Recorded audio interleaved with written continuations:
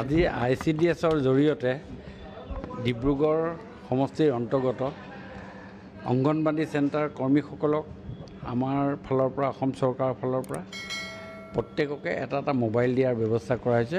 প্ৰায় ডিব্ৰুগড় সমষ্টিৰ অন্তৰ্গত 239টা চেণ্টাৰত আজি আমি মোবাইল ডিষ্ট্ৰিবিউশ্যন কৰিছোঁ আৰু এই মোবাইল ডিষ্ট্ৰিবিউশ্যনৰ জৰিয়তে তেওঁলোকৰ যিখিনি কাম এই কামখিনি কৰাৰ ক্ষেত্ৰত যথেষ্টখিনি সুবিধা হ'ব বুলি ভাবিছোঁ।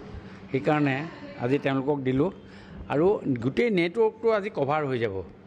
তেওঁলোকক গোটেইখিনি আজি গ্ৰুপত খুলি বা কৰি লৈ পেলাই কামখিনি কৰাৰ ক্ষেত্ৰত যাতে তেওঁলোকে অন্যৰ ওপৰত ডিপেণ্ড হ'বলগীয়া নহয়, সেইকাৰণে এনেকুৱা এটা ব্যৱস্থা কৰিছে। মই মুখ্যমন্ত্ৰী মহোদয়ক মই ধন্যবাদ জ্ঞাপন কৰিছোঁ আৰু এই মোবাইলৰ জৰিয়তে অংগনবাড়ী কৰ্মীসকলে যথেষ্ট সকাহ পাব আৰু কাম কৰাৰ ক্ষেত্ৰত এটা ব্যৱস্থা ল'ব পাৰিব।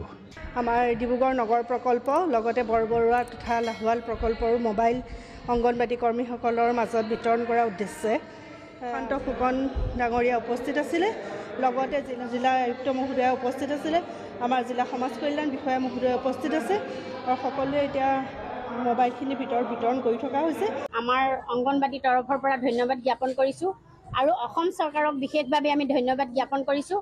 আমাক আজি ইয়াত যি স্মাৰ্টফোন ল'বৰ বাবে 4টা প্ৰকল্পৰ কৰ্মীসমূহক মাতিছিলে, সেইবাবে মন্ত্ৰী ডাঙৰীয়া, লখিমপুৰ জিলাৰ MLA মানৱ ডেকা ডাঙৰীয়া, আমাৰ উপায়ুক্ত ডাঙৰীয়াকে ধৰি সভাত উপস্থিত থকা সকলোকে আমাৰ অংগনবাড়ী তৰফৰ পৰা ধন্যবাদ জ্ঞাপন কৰিছোঁ আৰু আমাক আজি এটা স্মাৰ্টফোন দিছে। সেই স্মাৰ্টফোনৰ জৰিয়তে আমি আমাৰ সকলো ডিউটি, আমাৰ যিখিনি পোষণ টেকাৰৰ কাম আমি নিয়াৰিকৈ কৰিম আৰু সকলোৱে কৰিম বুলি আমি আজি ইয়াত কথা দিছোঁ।